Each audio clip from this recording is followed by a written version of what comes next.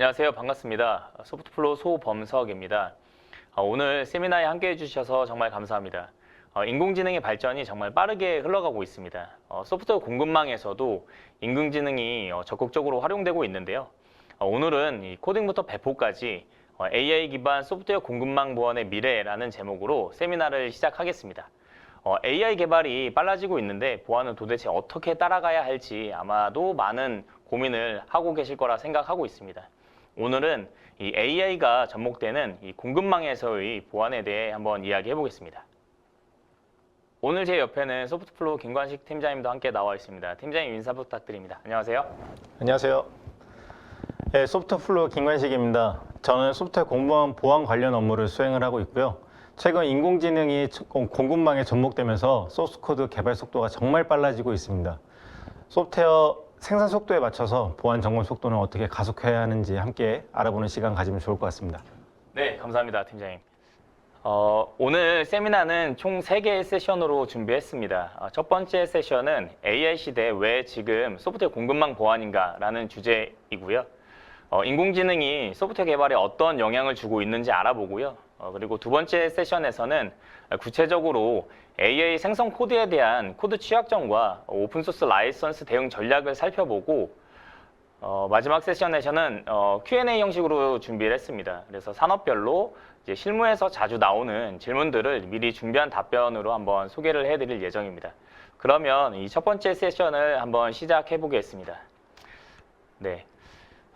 우리는 지금 기존의 소프트웨어 세상에서 조금 벗어나 전혀 새로운 환경에 이미 진입했습니다. 그래서 소프트웨어는 혁신과 성장을 이끄는 원동력이면서도 이제 산업 규제의 대상이기도 한데요. 이제 AI 생성 코드가 이제 쏟아지기 시작하면서 새로운 위협을 증가시키고 있습니다. 블랙독 소프트웨어 조사에 따르면 이제 우리가 보호해야 할 코드의 양이 3배 이상 증가했고요. 그리고 보안 점검이 되는 앱도 3배 이상 늘어났다고 합니다. 여기서 문제는 공격자도 빠르게 움직이면서 사이버 공격을 이제 계속하고 있기 때문에 이제 사이버 공격도 2배 이상 증가했다는 데 있고요. 그리고 특히 AI가 가져온 이 오픈소스와 라이선스 문제로 인해서 라이선스 복잡도는 무려 14배까지 증가했다고 합니다. 이제 AI가 코드를 만들고 기업은 그 코드를 책임져야 하는 환경이 되어버렸죠. 블랙독 소프트웨어도 따르면 실제로 올해는 작년보다 AI 생성 코드의 양이 무려 4배 이상 증가했다고 합니다. 이게 단순한 코드 증가 문제가 아니죠. 이제 코드가 늘어나면서 이제 그만큼 보안 위험도 같이 커지기 때문이죠. 따라서 기업은 이 속도와 다양성에 맞춰서 새로운 보안 체계를 이제 구축하는 게 현재 필요한데요. 지금은 이 AI 코드를 생성하면서 말씀드린 것처럼 개발 속도가 아주 빨라지고 있습니다. 뭐 GitHub 코파일럿이나 이제 챗 GPT 같은 이제 AI 기반 개발 도구들이 이제 확산이 되고 있고, 이제 거기에서 이제 소스 코드를 추천한다라든지 함수를 자동으로 이제 만든다라든지 이런 이제 개발 생산성이 정말 크게 올라가고 있습니다. 하지만 문제는 이 속도를 따라가지 못하는 보안 체계에 있습니다. 우리가 기존에 사용하던 이 수동 점검 방식으로는 이 취약점 탐지에 대한 속도도 따라가기가 어려운 상황이고요. 그리고 이제 검증 없이 코드가 너무 빠르게 만들어지고 있기 때문에 이 보안 규제 위반이나 이 취약점을 포함한 코드가 이제 무방비로 우리 소스 코드 안으로 이제 들어올 수도 있고요. 그리고 출처가 불분명한 예제나 또 코드 조각이 함께 섞일 수도 있습니다. 그리고 오픈소스 취약점이 그대로 적용되는 사례도 실제로도 있고요. 그리고 이렇게 이 생성된 코드의 상당수가 외부 예제나 이 서드파티 코드를 참조해서 이제 만들어지는데 정작 개발자는 이 코드의 어떤 라이선스가 이 추이 종속성으로 연결되어 있는지 그리고 어떤 보안 취약점이 있는지 모를 수도 있습니다. 그래서 지금은 정적 분석이라든지 소프트웨어 구성 분석, 그 다음에 이제 S밤을 자동으로 생성하고 AI 속도에 맞춘 이 보안 테스트 루틴과 이 자동화 체계를 만드는 것이 반드시 필요한 시점이죠. AI가 이제 개발 환경을 이제 바꾸고 있는 만큼 이제는 보안도 과거 방식으로는 감당이 안 될 것입니다. 지금까지의 보안은 이제 지키는 것이 중심이었다면 이제 코드가 완성된 후에 이제 테스트하고 점검하는 방식이었죠. 하지만 이제는 이제 보안이 이제 개발의 속도와 맞춰서 같이 진화를 해야겠죠. 여기서 중요한 포인트는 보안의 역할 자체가 이제 바뀌고 있다는 겁니다. 예전에는 이제 문제가 생기면 나중에 그 문제를 해결하면 되지라는 이런 접근이 가능했었는데요. 지금은 이 AI가 굉장히 많은 코드를 쏟아내고 있기 때문에 이제 코드 완성 후에 테스트하는 방식으로는 위험이 계속 누적될 수밖에 없습니다. 그래서 앞으로 보안은 개발과 병렬로 움직이는 구조가 되어야 합니다. 그래서 그 중심에는 신뢰 기반의 자동화와 그리고 루틴화된 검증이 필요합니다. 그래서 이제 보안도 이제 속도를 유지하면서 신뢰를 확보하는 전략의 일부로 이제 설계가 되어야 합니다. 그렇지 않으면 이 개발 속도만 빨라지게 되고 보안에는 이제 문제가 생기게 될 것입니다.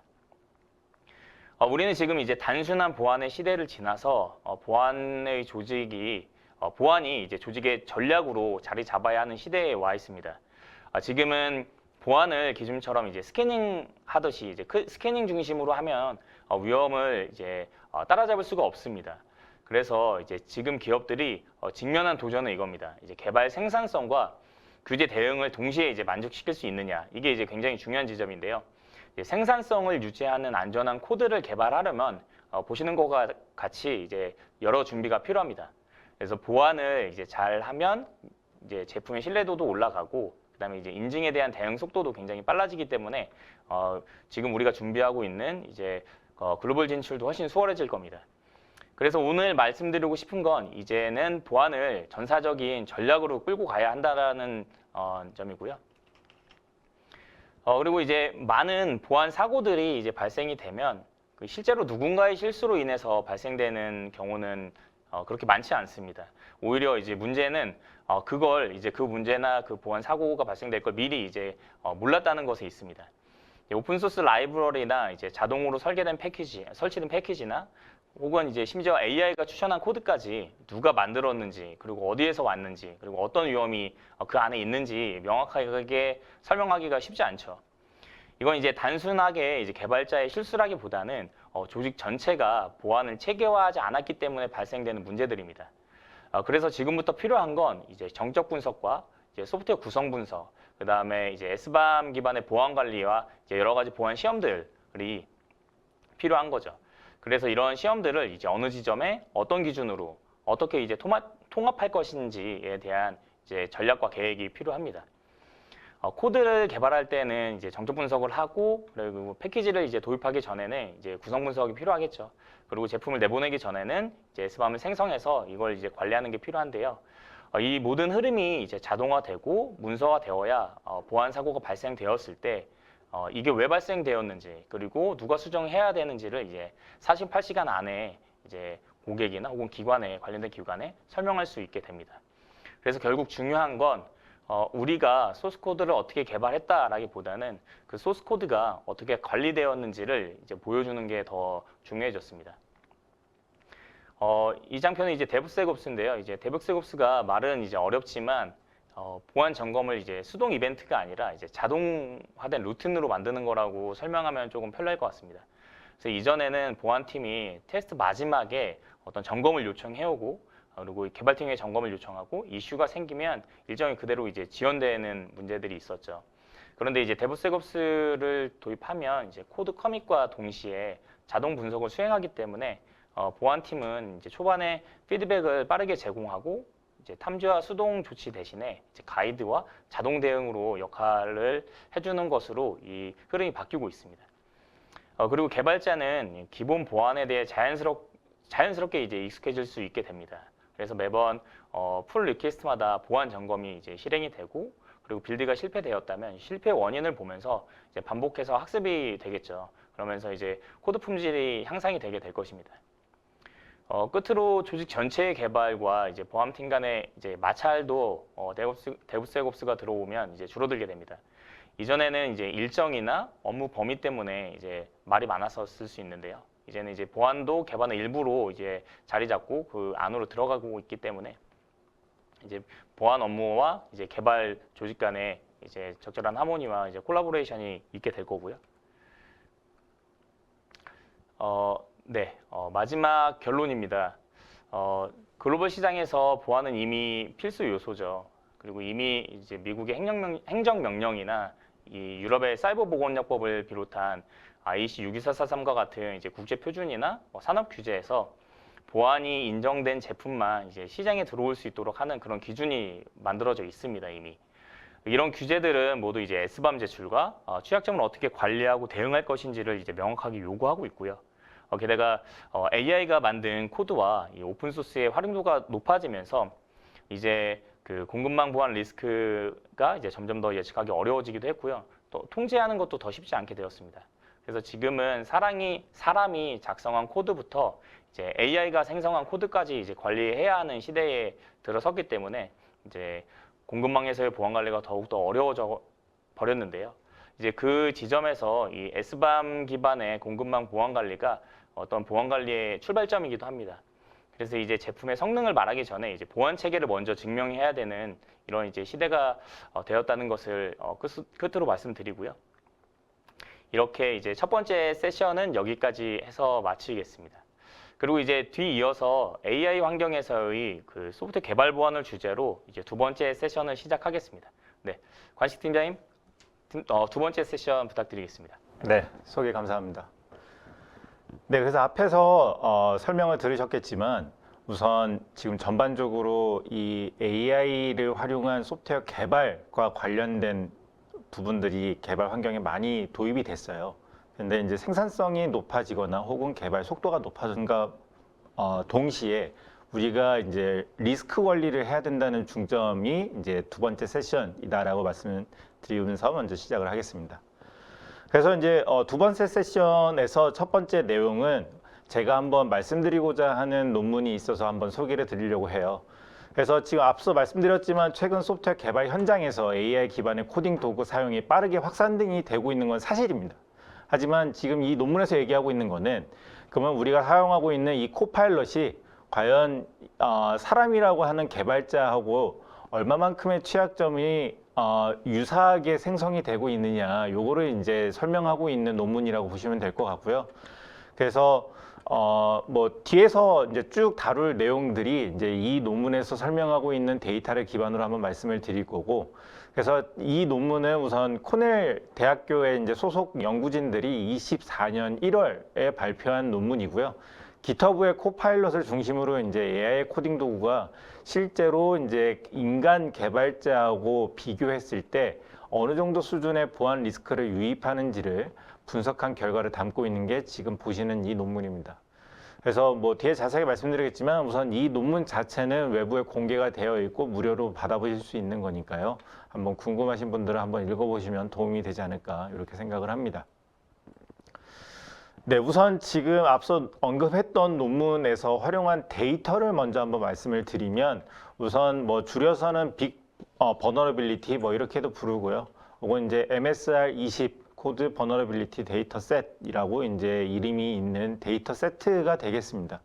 그래서 이 데이터 세트는 2002년부터 2019년까지 기터브에 공개된 C나 C++ 언어로 개발한 코드 중에서 보안 취약점을 가지고 있는 코드 한 3,700건 정도 하고 그 해당 취약점을 수정한 커밋 내역인 한 4,400건 정도를 포함하고 있는 방대한 양의 데이터 세트라고 보시면 되겠습니다.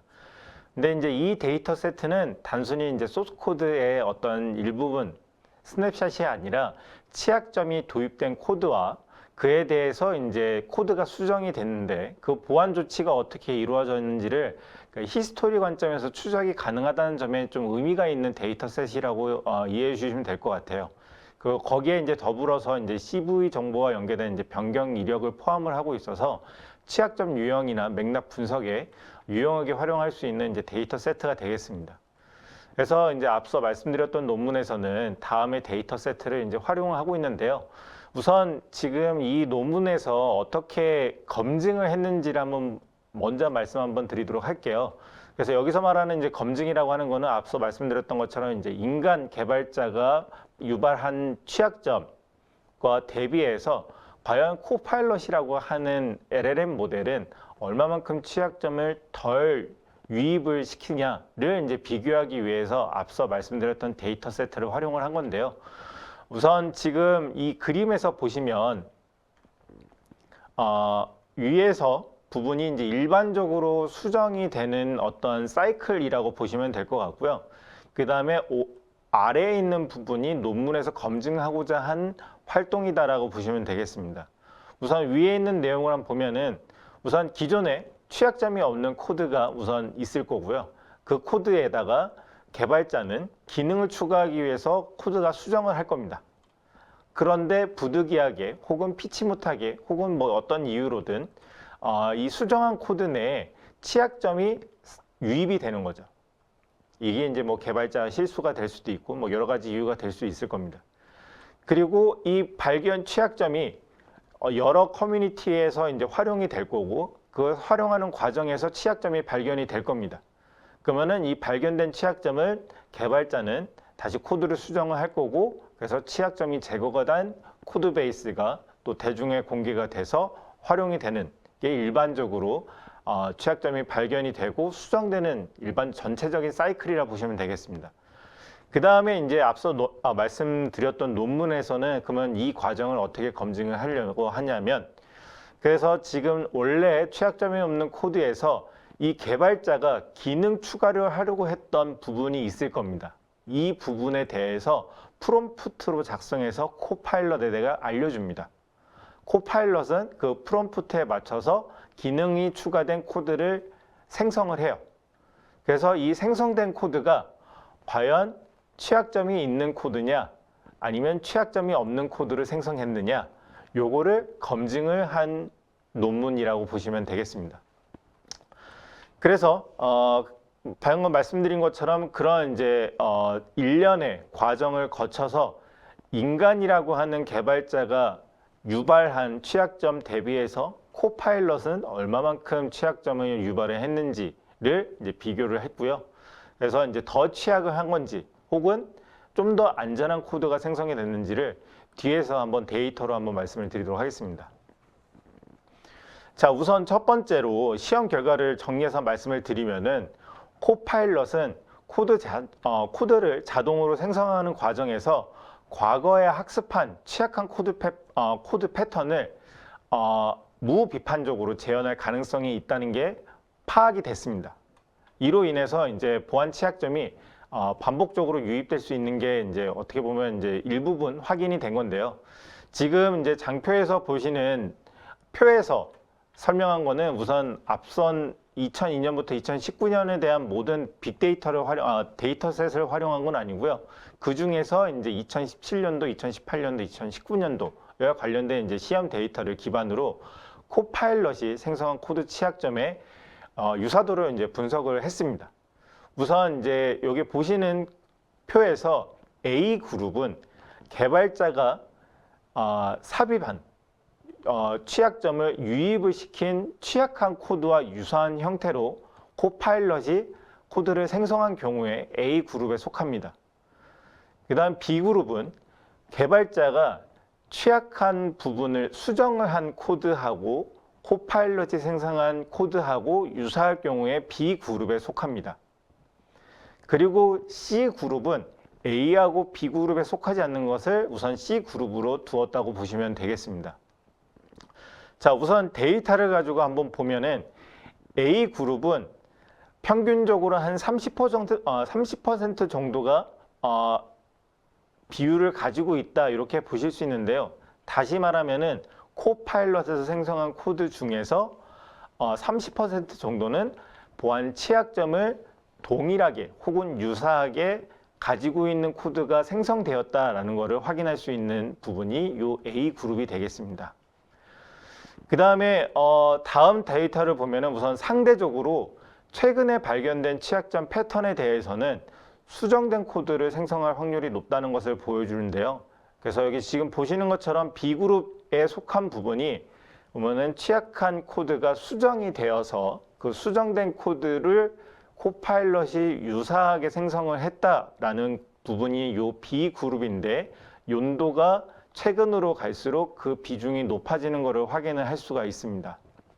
그래서 최근의 데이터일수록 수정된 코드를 생성할 확률이 높은 부분이 데이터로 보였고요. 그 다음에 기본적으로는 한 30% 정도는 코파일럿도 인간 개발자하고 유사하게 코드 취약점을 생성하는 부분이 정리로 확인이 됐습니다. 자, 그 다음에 이제 두 번째는 코파일럿이 기존에 있는 코드를 얼마나 재현을 동일하게 했는지 그 부분을 이제 설명하는 자료라고 보시면 되겠습니다. 그래서 지금 이 논문에서 사용된 전체 샘플 한 153개 중에서 약 33% 정도 여기에 보이는 51건이 되겠습니다. 51건은 코파일럿이 기존 치약 코드와 동일하거나 혹은 유사하게 코드를 이제 생성을 했고요.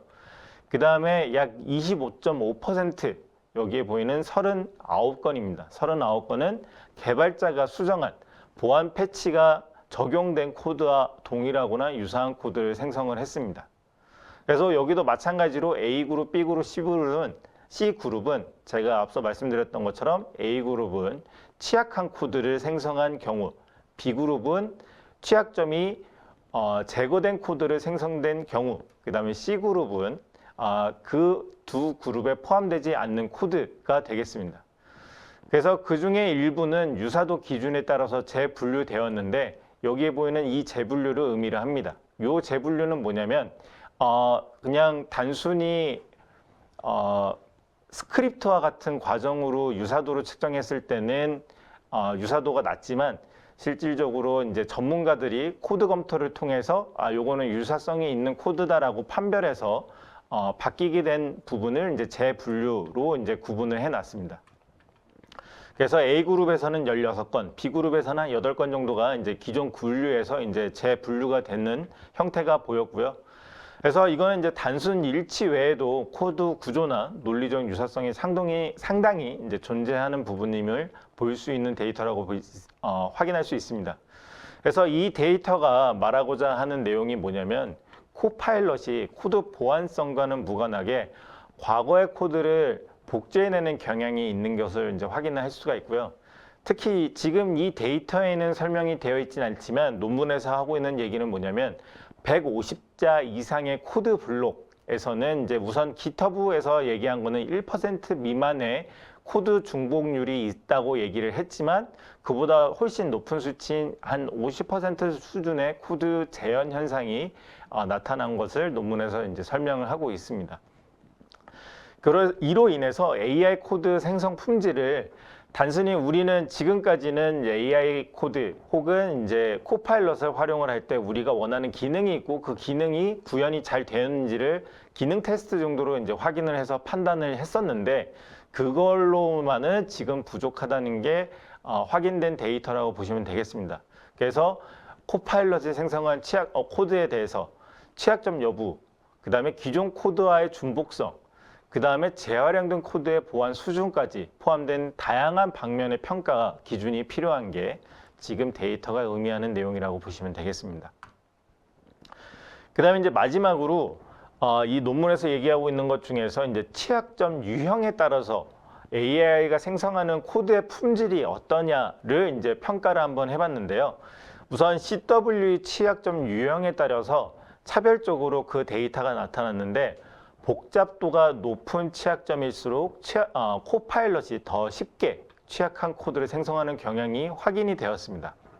우선 지금 보시는 이 바 그래프에서는 우선 CWE 20, 그 다음에 CWE 666과 같은 고난도 취약점은 대부분 이제 A그룹, 요 빨간색 부분이 되겠습니다. A그룹이 많이 분포가 되어 있는 것을 확인을 할 수 있었고요.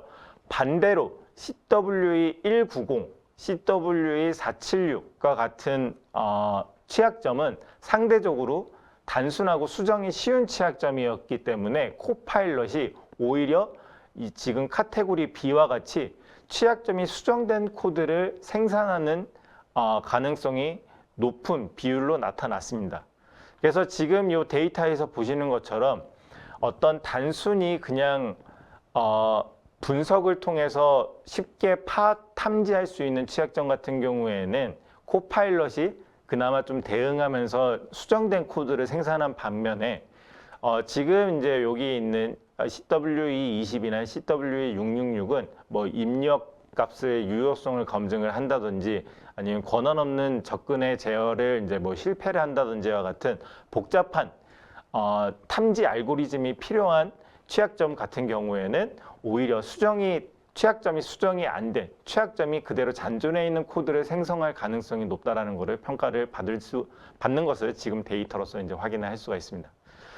그래서 이제 앞선 여러 가지 데이터를 통해서 말씀을 드렸지만, 그래서 AI 코드 생성 품질 관리는 단순히 우리가 지금 어떤 기능 요구 사항이 있고 그 기능 요구 사항을 정확히 구현해냈냐를 평가하는 것뿐만이 아니라 이런 CWE 기반의 보안 리스크의 반영이 필요하고, 그 특성을 반영해서 코드 생성하고 그 이후에 코드 검증을 자동으로 하는 체계가 구축이 반드시 필요하다는 말씀을 한번 드리고 싶습니다. 그래서 지금까지의 실험 결과를 종합해서 한번 말씀을 드리면은, 우선 뭐 코파일럿을 비롯한 여러 AI 기반 코드 생성 도구는 이제 보안 측면에서 뭐 일정 부분의 코드 재현율을 설명을 하고 있고요. 그 다음에 취약한 코드를 생성하는 것도 분명히 존재하는 것을 볼 수가 있습니다. 그래서 이런 이제 AI가 생성한 코드 중에서는 사스트를 활용을 해서 코드 내 취약점이 있는지를 점검을 할 수가 있고, 그 다음에 SCA라는 도구를 통해서 어떠한 코드가 어떠한 오픈소스하고 유사한지를 평가하는 역할을 기대할 수도 있을 거고요. 그 다음에 앞서 말씀드렸지만 오픈소스 같은 경우에는 오픈소스를 포함해서 지금 AI 코파일럿이 생성하는 코드의 양이 굉장히 반가합니다. 그래서 사람이 수작업으로 점검하고 검증하는 부분이 분명히 한계점이 올 수밖에 없습니다. 워낙에 양이 많고 속도가 굉장히 빠르기 때문이죠. 이런 부분들 때문에 데브섹옵스와 같은 환경을 만들고 점검을 자동화하는 것이 반드시 필요한 내용이 되겠습니다. 그래서 지금 이제 보이는 그림들은 우선 뭐 일부분, 도구에서의 일부분을 제가 이제 발췌를 했는데요. 우선 왼쪽에 보시는 그림처럼 이제 뭐 CI/CD, 우리가 GitHub를 활용하고 있다고 하면은 액션과 같은 기능을 활용을 해서 우리가 개발하고 있는 프로젝트에 대한 보안 점검을 자동화할 수 있을 거고요. 혹은 뭐 이와 달리 뭐 개발자 환경에서도 활용할 수 있게끔 로컬 분석도 적용을 할 수 있는 부분을 활용할 수 있습니다. 그래서 지금 보시는 이 도구에서는 이렇게 사스트라고 하는 코드 분석 취약점을 점검하면은 우선 웹을 통해서 이렇게 결과를 볼 수가 있습니다. 그래서 현재 내가 분석한 프로젝트에 어떠한 취약점들이 잔존해 있는지 뭐 이런 부분들을 확인을 할 수가 있고요. 그리고 이제 여기 보시는 것처럼 코드 내 취약점을 나열해서 쭉 이렇게 보여주게 됩니다. 그래서 정적 분석 도구에서는 분석한 결과가 이제 다음과 같이 나오게 되고요.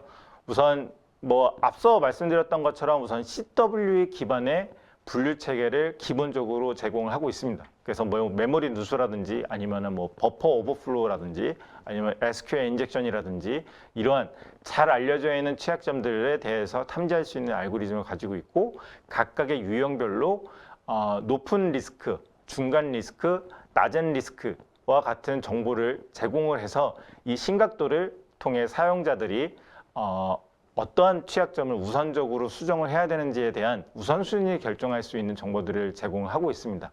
그래서 이런 걸 통해서 이제 지속적이고 자동화된 점검을 통해서 보안 누락을 이제 최소화할 수 있고요.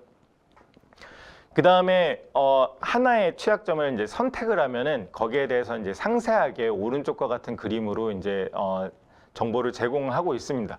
그래서 뭐 취약점의 발생 위치는 어떻게 된다든지, 그 다음에 이 특정 취약점의 이제 심각도, 그 다음에 영향도가 어떻게 되는지, 뭐 CWE 분류 체계에서는 ID가 어떻게 되는지, 그 다음에 뭐 수정 가이드 및 예방 조치 부분들을 이제 제공을 하고 있습니다.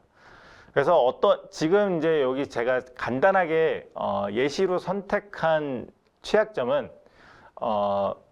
동적으로 할당한 어떠한 객체가 있고, 이 객체를 해제하지 않아서 메모리의 사용량이 점점점 줄어들다가 결국에는 시스템이 응답이 늦어지거나 크래시가 발생하는 사례를 유발할 수 있는 취약점을 하나 선택을 했고요. 그래서 이 취약점 같은 경우에는 지금 뭐 어떠한 자원이 다치지 않았는지를 알려주는 정보라든지, 아니면 이제 이 자원을 어떻게 해제를 어디서 어떻게 해야 되는지를 알려준다든지, 뭐 이런 정보들을 이제 지속적으로 이제 제공을 하고 있습니다. 그래서 해당 취약점이 발생하지 않도록 예방하려면 이제 어떤 API를 사용을 해야 되는지도 이제 알려주고 있고요. 이런 이제 상세 분석 정보는 이제 DevSecOps를 활용할 때 이제 실행력을 실질적으로 뒷받침하는 정보가 된다고 이해해 주시면 될 것 같습니다. 그래서 이런 정보를 활용을 하면 보안팀이 아니라 개발자 본인이 주도적으로 보안 문제를 수정할 수 있는 기반이 되고요. 이런 보안 이슈를 CI/CD 단계에서 이제 뭐 뒤로 배포 단계로 넘어가지 않고 시프트 레프트 전략을 효과적으로 극대화할 수 있는 데이터라고 볼 수 있겠습니다. 그 다음에 이제 보안 취약점을 좀 더 상세하게 보면 여기에 이제 Contributing Code Event라고 해서 보안 취약점은 이제 단순히 이제 뭐 하나의 문제가 하나의 라인에서 발생하고 끝나는 게 아닙니다. 보통 여러 개의 코드가 연관이 되고 그 코드의 흐름으로 인해서 문제가 발생하게 되는데요.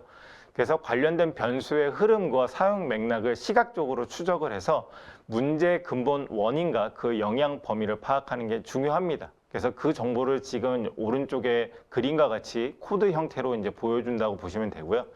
지금 오른쪽 화면에서 예시로 든 것은 우선 변수 중에서 이제 volumes underbar info라고 하는 변수가 있고 그 변수가 코드 중간에 동적으로 할당을 받는데 그 부분이 해제가 없이 함수가 종료되는 코드 흐름을 단계적으로 보여주고 있습니다.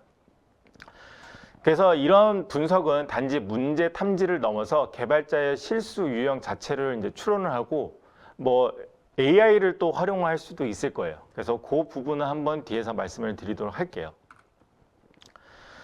그래서 지금 이 폴라리스라고 하는 도구는 폴라리스 어시스트라고 하는 기능을 추가적으로 제공을 하고 있고요. 그래서 지금 보시는 것처럼 우선 뭐 이슈 서머리, 그 다음에 코드 어널리시스, 그 다음에 픽스 서제스션이라고 하는 3개 카테고리로 정보를 더 제공을 하고 있습니다. 우선 그래서 이제 이런 정보를 제공하기 위해서 우선 폴라리스라고 하는 거는 LLM 모델을 이제 비하인드로 이제 활용을 하고 있고요. 그래서 첫 번째로 우선 이슈 서머리는 우선 검출된 이 취약점에 대해서 이제 종합적인 정보를 정리해서 보여주는 부분. 그다음에 코드 어널리시스는 지금 이 취약점이 이 코드에서 왜 발생했는지를 단순히 그냥 일반화된 CW 기반의 정형화된 정보를 그냥 사용자한테 제공하는 게 아니라 실제 이 코드를 분석해서 어떤 문제가 왜 발생했는지를 조금 더 이 프로젝트의 특성에 맞게 적용해서 그 정보를 제공합니다. 그 다음에 이제 픽스 서제스션은 말 그대로 지금 이 취약점을 어떻게 제거를 하면 되는지에 대한 코드 수정을 제안하는 부분을 제공을 하고 있어요. 그래서 이걸 이제 앞에서 말씀드렸지만 지금 이 폴라리스는 단순히 그냥 코드 내 취약점을 탐지하는 것만으로 끝나는 게 아니라 현실적인 이제 수정 작업을 사용자에게 제안을 하는 거라고 보시면 되겠습니다. 그래서 특히 이제 뭐 이러한 이제 개발자가 수작업으로 이제 분석하거나 이제 수정하는데 드는 비용을 대폭 절감할 수 있을 거라고 기대를 하고 있습니다. 그래서 그 내용을 한번 제가 간단하게 코드로 한번 말씀 한번 드리도록 할게요. 우선 왼쪽에 있는 코드가 원래 취약점에 있는 코드, 분석할 당시에 수정하지 않은 코드이고요. 오른쪽에 있는 코드는 폴라리스 어시스트가 수정을 제안한 코드가 되겠습니다. 그래서 지금 왼쪽에 있는 코드의 우선 문제점이 뭐냐면 여기에 volumes info라고 하는 변수가 하나가 있고 지금 여기에서 동적 할당을 하고 있습니다. 그리고 나서 홀이라고 하는 메소드 혹은 API 호출 없이 리턴문을 만나서 함수가 종료가 되는 환경이에요. 그래서 지금 이 정적 분석을 통해서 이 volumes info라고 하는 변수가 지금 현재 동적 할당을 받았으나 적절한 해제가 없다라고 하는 메모리 릭 문제를 이 부분에서 탐지를 합니다. 그러면 이제 개발자 입장에서는 혹은 보안팀 입장에서는 이 부분에 이제 풀이라고 하는 API로 호출하도록 코드를 이제 수정하도록 가이드를 하겠죠. 하지만 여기에서 그냥 단순히 끝나면은 문제가 또 발생할 수가 있습니다. 이 오른쪽에 있는 코드를 한번 보시죠. 이게 이제 제안한 코드입니다. 그래서 어떤 일련의 알고리즘 동일합니다. 지금 여기에 있는 코드가 요 위에 붙어 있는 코드하고 동일하다고 보시면 되고요. 그 밑에 있는 부분들이 지금 이렇게 펼쳐져 있는 것을 볼 수가 있습니다.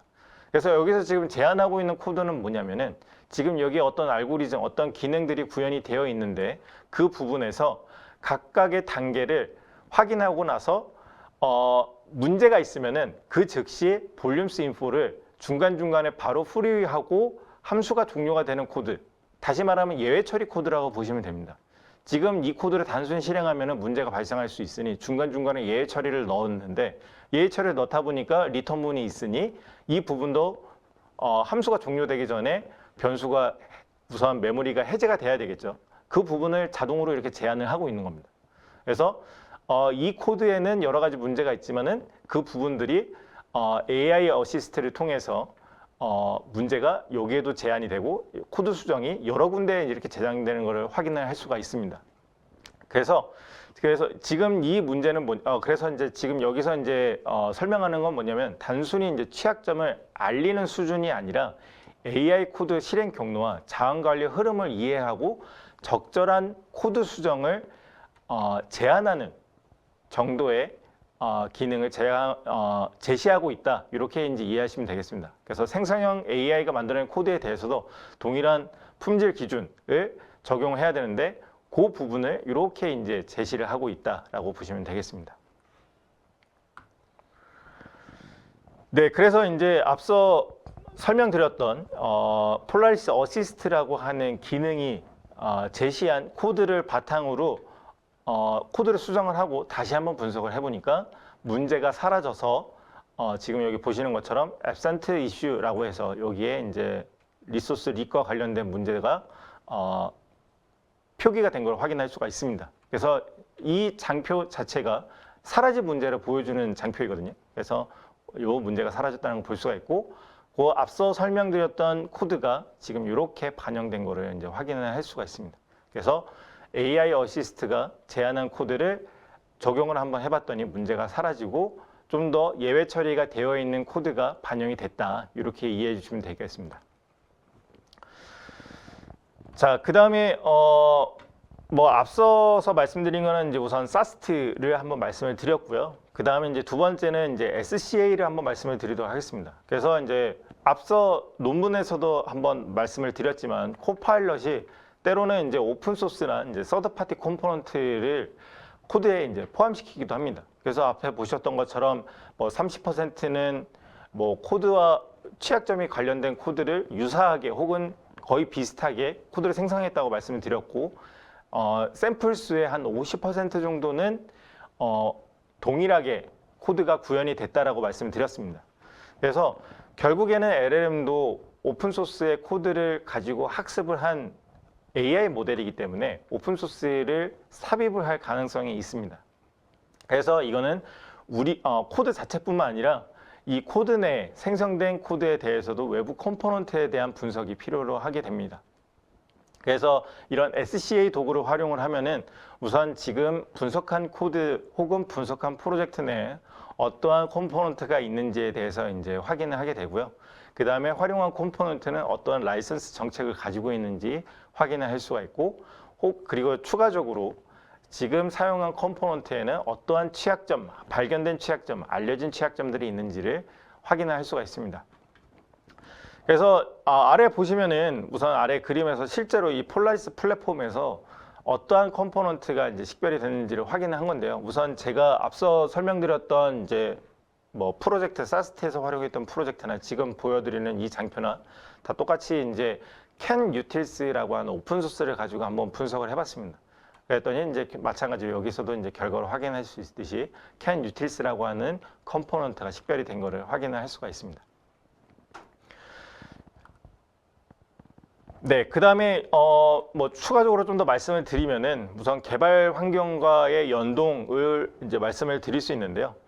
그래서 지금 보시는 것처럼 우선 뭐 여기서는 예제로는 VS 코드를 가지고 이제 말씀을 드렸지만 뭐 VS 코드 이외에도 뭐 비주얼 스튜디오인지 다양한 개발 환경, 많이 활용하는 개발 환경에 대해서는 연동이 가능하고요. 그래서 그 연동을 통해서 개발 환경 자체 안에서 사스트 결과라든지 SCA 결과들을 이 속에서 이제 확인을 할 수가 있습니다. 그 다음에 말씀드렸던 AI 어시스트 기능도 마찬가지로 이 안에서 그대로 활용할 수가 있습니다. 마지막으로 하나만 더 말씀을 드리면은 우선 아까 말씀드렸던 것처럼 한 50% 정도는 코파일럿이 오픈소스하고 유사한 코드를 생성을 했다. 이렇게 이제 말씀을 드렸는데요. 그래서 이 AI 환경에서의 개발에서는 가장 중요한 게 실시간으로 혹은 매우 빠른 속도로 코드 내 어떤 컴포넌트들이 사용이 됐는지를 점검하는 게 필요합니다. 그래서 원식 코드가 있고 뭐 개발자든 아니면은 코파일럿이 코드를 수정을 하거나 코드를 추가를 하게 되는 경우에 발빠르게 혹은 실시간으로 코드가 작성되는 그 순간에 코드 스니핏을 비교 분석하는 게 필요합니다. 그래서 지금 보시는 요 기능은 이제 그런 이제 코드의 스니핏을 빠르게 비교해서 그 점검을 하는 부분이라 보시겠습니다. 이해하시면 되겠습니다. 여기서 말하는 이제 비교라고 하면은 결국에는 내가 지금 생성한 코드라든지 아니면 내가 작성한 코드가 어떤 오픈소스하고 일치율이 유사한지를 점검하는 거라고 보시면 되겠습니다. 그러면 이걸 통해서 지금 우리가 라이센스 리스크에 대해서는 문제가 없는지를 점검을 하는 거고, 그를 통해서 빠르게 개발 단계 중에서 빠른 단계에서 우리의 라이센스 리스크를 제거해 나가는 노력이라고 보시면 되겠습니다. 네, 그래서 우선 뭐 세션 2번까지 해서 한번 말씀 한번 드렸습니다.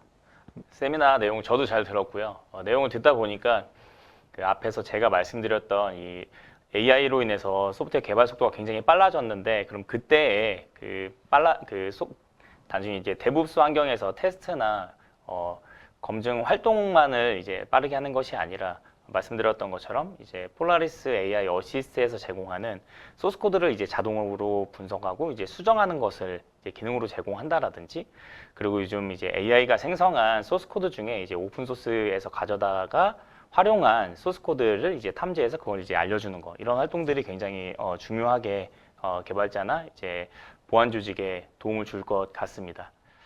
네, 이제 마지막 세션입니다. 이번 세션에서는 이제 이전과는 조금 다르게 Q&A 형식으로 준비했습니다. 요즘 많은 기업들이 글로벌 인증을 준비하면서 SBAM이나 취약점 대응, 그리고 이제 보안 운영 관리에 대한 고민이 많으시더라고요. 그래서 이번 시간에는 저희가 실무에서 자주 듣는 질문과 답변을 준비해봤습니다. 네, 그러면 세 번째 세션을 시작하겠습니다. 네, 보시는 것처럼 저희가 질문들을 좀 준비해봤습니다. 그리고 이 질문들에 대해서 설명을 한번 해드릴 텐데요. 먼저 첫 번째 질문으로 이제 SBAM은 이제 글로벌 인증 대응에 얼마나 중요한 역할을 하나요? 라는 질문인데요. 첫 번째 질문은 제가 답변 드려보겠습니다. 네, SBAM은 이제 단순한 이제 개발 자료가 아니라 글로벌 인증 대응을 하실 때 이제 필수 항목으로 보셔야 됩니다. 그래서 예를 들어서 뭐 FDA 사이버 보안 가이드라인이라든지 이제 제품 승인을 신청할 때 SBAM을 포함한 보안 문서 제출을 이제 명시적으로 요구하고 있고요. 그리고 유럽 사이버 보건력법에서도 마찬가지로 제품 출시 전에 구성 요소를 이제 투명하게 공개하고, 그리고 사후 보안 업데이트 체계를 마련했는지를 확인하는 기준으로 SBAM을 활용하고 있습니다. 그리고 최근 이제 자동차나 뭐 의료기기, 산업기기와 같은 규제 산업에서도 고객사나 인증기관이 이제 SBAM 제출은 기본이라는 전제로 협업을 진행하고 있기 때문에 SBAM 기반의 공급망 보안 관리가 이제 글로벌 시장에서도 중요하고 국내에서도 굉장히 중요한 요소가 됐고 핵심 조건으로 자리 잡고 있다라는 답변을 드리겠습니다. 네, 그 다음 질문인데요. 그 다음 질문은 이제 인증을 준비할 때 이제 SBAM 외에는 어떤 보안 항목들이 더 요구되는지에 대한 질문인데요. 이건 팀장님이 한번 말씀해 주시죠. 예. 우선 뭐 이 질문은 인증을 준비하시는 분들은 이제 많이 질문도 하시고 궁금해하시는 내용입니다. 그래서 요즘 SBAM이라고 하는 키워드가 굉장히 주목받고 있지만 SBAM이라는 것만으로 인증 조건을 충족할 수는 없는데요. 실제로 뭐 FDA나 아니면 뭐 IEC 62443이나 뭐 니스트에서 말하는 국제 기준에서는 SBAM 이외에도 여러 이제 보안 항목들을 이제 함께 요구하고 있습니다. 그래서 뭐 예를 들면은 뭐 취약점 대응 체계나 아니면 보안 패치, 그러면 뭐 업데이트 관리, 뭐 이런 이제 활동들을 요구를 하는데요. 문제가 생겼을 때 누가 어떤 책임을 지고 어떤 방식으로 패치와 검증을 수행하는지 명확한 대응 절차와 운영 책임자 지정이 이제 요구를 하고 있습니다. 특히 이제 FDA는 이 계획을 뭐 제품 출시 전에 제출하도록 이제 권고를 하고 있고요. 그 다음에 이제 무결성과 변경 이력 관리 체계입니다. 뭐 예를 들어서 이제 IAC 62443에서는 이제 소프트웨어가 변경될 경우에 그 내역을 이제 기록하도록 요구를 하고 있고, 릴리즈 전에는 반드시 검증된 상태를 유지해야 한다고 명시를 하고 있습니다. 그 다음에 이제 여기에 더불어서 실제 사이버 보안 시험도 점점 중요해지고 있습니다. 뭐 예를 들면 이제 뭐 정적 분석이라든지 취약점 스캐닝, 뭐 퍼징 테스트 같은 보안 테스팅도 수행이 필요합니다. 다음 질문으로 한번 넘어가 보겠습니다. 이제 다음 질문은 이제 SCA죠. 소프트웨어 구성 분석이나 이제 S밤 생성 도구를 이제 글로벌 인증 관점에서 인증을 준비할 때 이제 선택한다면 이제 어떠한 점을 고려해서 선택을 해야 하나요?라는 질문인데요. 네, 뭐 이 질문은 실제 이제 현업에서 소프트웨어 구성 분석 도구라든지 S밤 생성 도구를 도입하실 때 굉장히 많이 하는 고민이기도 하고 많이 저희가 받는 질문이기도 합니다. 그래서 소프트웨어 구성 분석 도구는 이제 단순히 오픈 소스를 분석하고 S밤을 만들기 위한 도구가 아니라 뭐 FDA나 뭐 IEC 62443이나 ISO 21434 같은 이제 글로벌 인증이나 이제 국제 표준을 대비할 때 활용하는 이제 굉장히 핵심적인 도구입니다. 그래서 뭐 제일 중요한 건 당연히 분석의 정확도와 이제 오탐을 관리하는 능력이 굉장히 중요할 것 같아요. 왜냐면 이제 보안 인증 대응 중에는 이제 잘못된 경고라든지 이제 폴스 파지티브로 나온 이제 여러 이제 잘못된 분석 결과가 이제 개발의 전체 프로세스를 이제 늦출 수도 있기 때문에 이제 정확하게 이 취약점을 탐지하면서도 이제 불필요한 경고죠. 이제 폴스 파지티브는 최소화할 수 있는 게 굉장히 중요할 수 있겠고요. 그래서 이제 구체적으로 이제 이런 이제 공급망 보안 분석이나 공급망 보안을 강화할 때 활용되는 도구들의 어떤 분석 기법이라든지 시험 방법론도 확인해 보는 게 필요할 수도 있습니다. 뭐 예를 들면 이제 소스 코드 기반의 뭐 취약점을 분석하는 것뿐만 아니라 이제 바이너리 기반의 분석 동시에 이제 제공하면서 이를 바탕으로 어떠한 취약점들이 우리가 개발하는 소프트웨어에 있는지, 그리고 어떠한 오픈 소스들이 이제 우리가 모르는 사이에 개발 환경으로 들어왔는지 이런 것도 필요할 수도 있고요. 그리고 또 시장에 따라서는 앞서 말씀을 드리기도 했었는데 이제 AI가 생성하는 코드들은 이제 스니펫 코드 형태로 일부 생성되는 뭐 일부 라이브러리, 그러니까 서드 파티 코드라든지 혹은 이제 오픈 소스들이 우리가 모르는 사이에 또 개발 환경으로 들어올 수도 있기 때문에 이제 AI가 생성한 코드들에 대한 어떤 스니펫 분석이라든지 일부 개발자분들이 가져다가 사용한 코드들에서 사용된 뭐 스니펫 분석을 통해서 이제 어떤 스니펫 코드들이 있는지 이제 확인하는 것도 필요할 거고요. 그리고 뭐 편의 기능으로는 이제 오픈 소스를 가져다 쓰면 이제 고지문을 만들어서 이제 공지를 좀 해야 되는데 이때 자동으로 좀 고지문을 만들어 준다라든지, 그리고 우리 회사에서 정책으로 운영하고 있는 소프트웨어 관련된 정책 혹은 이제 오픈 소스 관련된 관리 정책을 이제 도구에 넣어서 이제 자동으로 관리할 수 있다면 뭐 더 좋은 도구를 선택하게 되실 거라고 생각이 됩니다. 네. 그 다음 질문인데요. 이제 그 다음 질문은 각 인증에서 요구하는 이제 S밤 항목들은 이제 어떤 차이가 있나요?라는 질문입니다. 이건 이제 팀장님이 한번 말씀해 주시죠. 예. 네, 뭐 인증마다 이제 S밤 요구하는 기준은 이제 점점 강화되고 있죠. 요구 항목과 이제 목적은 좀 이제 조금씩 차이가 있기는 한데요. 먼저 유럽 사이버 보건력법은 제품 출시 이후까지도 보안 업데이트의 의무를 강조하고 있습니다. 그래서 이제 S밤은 단순 문서가 아니라 운영 중에도 갱신 가능한 관리 체계로서 작동해야 한다는 게 사이버 보건력법에서 말하고 있는 특징이고요. 그 다음에 이제 IEC 62443은 이제 산업 제어 시스템 중심의 표준인데요. 우선 이제 S밤을 통해서 소프트웨어 구성 요소의 무결성 관리와 변경 이력 추적을 강조하고 있습니다. 이건 이제 단순 분석 결과를 넘어서 제품 릴리즈 시점에 보안 상태를 재현할 수 있어야 한다는 뜻이고요. 뭐 이렇게 보면 이제 FDA는 뭐 취약점 중심, 유럽 사이버 보건요법은 운영 관리 중심, 그 다음에 IEC 6243은 변경 관리 중심으로 각기 다른 목적의 S밤을 요구하고 있다는 것을 확인할 수 있습니다. 여기 하나 뭐 좀 좀 추가해서 말씀드리면 이제 FDA는 이제 취약점 중심의 이제 보안 관리를 요구하고 있다고 했는데, 그래서 소프트웨어를 이제 FDA 사이버보안 가이던스나 FDA에서 얘기하고 있는 것은 이제 개발하는 시점에서만 이제 S밤 기반의 보안 관리라든지 뭐 정적 분석이라든지 이런 사이버 보안 관련된 시험을 하는 게 아니라 이제 출시 이후에도 지속적으로 이런 보안 관리 활동을 하도록 하고 있고, 그리고 이제 실제 뭐 패치나 업데이트를 어떻게 제공할 것인지에 대한 계획도 추가로 이제 중점적으로 요구를 하고 있습니다. 이걸 한번 참고해 보시면 좋겠고요. 네. 그 다음 질문인데요. 5번째 질문인데, 이 질문은 이제 의료기기나 자동차처럼 규제가 강한 산업에서는 이제 S밤을 어떻게 관리하나요? 라는 질문인데요. 그러면 제가 한번 말씀드려보면, 이제 의료기기나 이제 자동차처럼 인명과 이제 직결되는 산업에서는 이제 단지 S밤을 만드는 걸로 이제 끝나지는 않습니다. 그래서 오히려 이제 S밤을 어떻게 관리하고 이제 업데이트하느냐가 이제 중요한 부분이고요. 예를 들면 이제 의료기기는 이제 FDA 말씀드렸던 것처럼 FDA 출시 이후에도 제출 이후에도 보안 취약점이 새로 발견되면 제조사가 S밤을 갱신하고 이에 해당 취약점에 대한 대응 방안을 이제 제시를 해야 합니다. 그리고 이 이력이 규제기관과 공유될 수 있도록 이제 준비되어 있어야 하겠고요. 그리고 자동차 시장도 마찬가지입니다. 그래서 UN 유럽 경제위원회 이제 레귤레이션 155호와 같은 이제 사이버 보안 규정에서는 자동차 제조사나 부품사가 사용한 소프트웨어의 취약점 대응 체계를 명시적으로 이제 요구하고 있습니다. 그래서 부품사나 이제 자동차 제조사가 어떠한 소프트웨어 대응 체계를 갖고 있느냐, 그리고 이런 관리 체계를 통해서 어떻게 이제 보안 관리를 하고 있느냐를 이제 확인하기 위한 거겠죠. 그래서 이를 위해서 이제 S밤을 정기적으로 뭐 빌드하고 이제 릴리즈 기준으로 유지 관리하는 게 이제 기본적으로 필요한데요.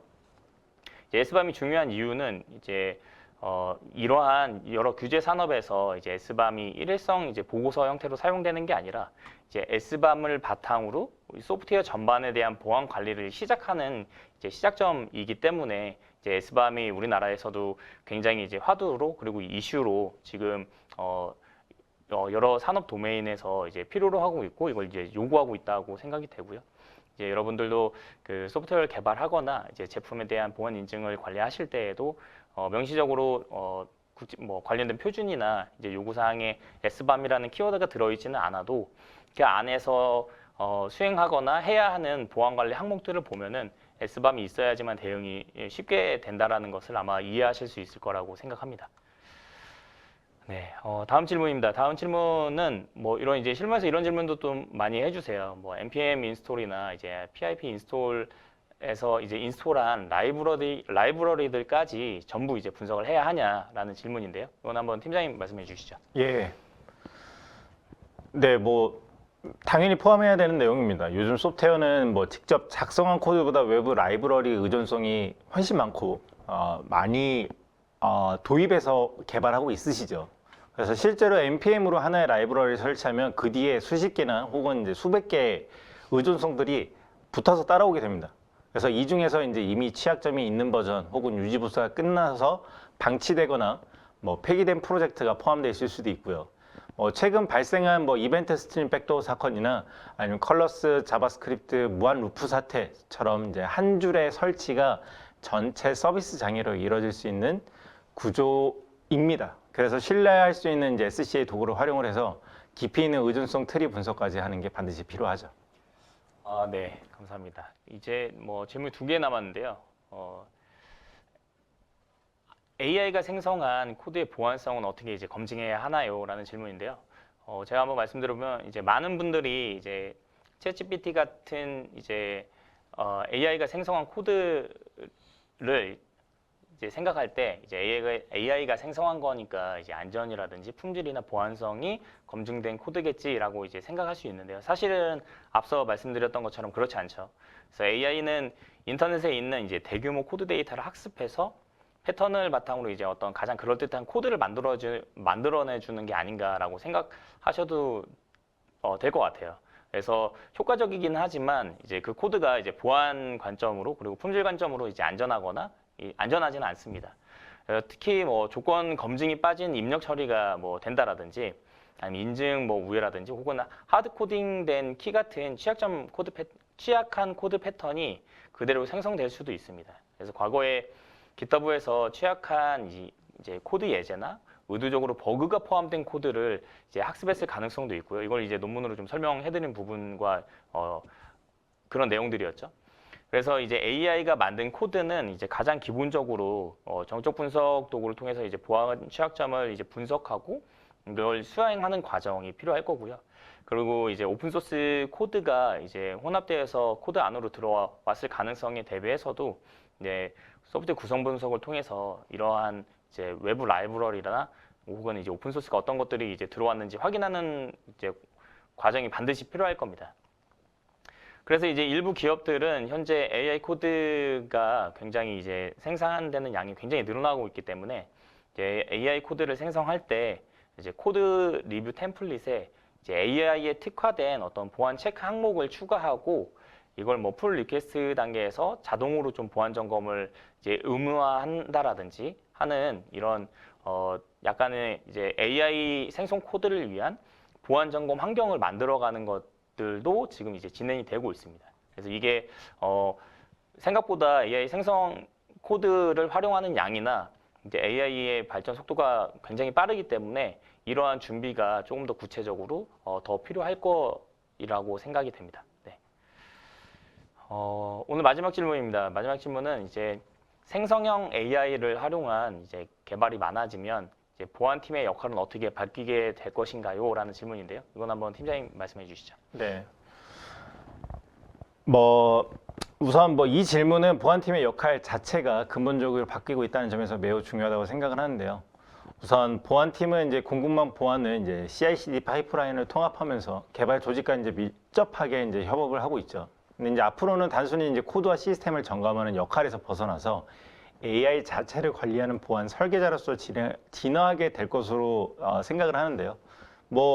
제가 앞에 두 번째 세션에서 말씀드렸던 것처럼 우선 이미 AI 모델을 통해서 개발이 되고 있고, 그 다음에 그 부분에 취약점이 있으니까 당연히 이제 수정을 해야겠죠. 근데 그 생성물에 대해서는 이제 책임과 그 다음에 검증이 필요하다고 했던 게 이제 제가 아까 말씀드렸던 거고요.